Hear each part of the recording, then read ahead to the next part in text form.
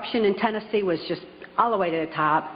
The country music industry provided a cover for mind-controlled slaves like myself to be taken around the country to the various places as designated, and also to distribute and deliver the large quantities of CIA cocaine that was coming into the country. It was my experience that the CIA's so-called war on drugs is no more than the CIA eliminating their competition as they take over the drug industry worldwide.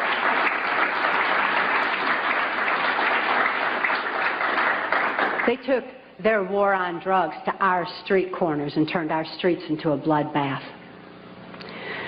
At that time,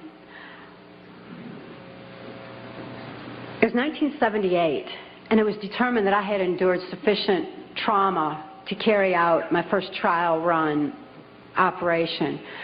An enormous quantity of cocaine had been flown in on one of these operations, and I was to deliver it into the neighboring state of Arkansas. By that time, Bill Clinton's drug operation was in full swing. He was governor of Arkansas, and I delivered this cocaine to a remote airport in Ouachita Forest, which I've since identified as Mena Airport.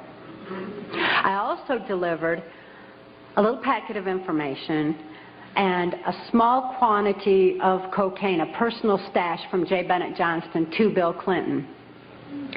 I delivered it to Bill Clinton, and he cut out 2 lines of the coke, and he did inhale.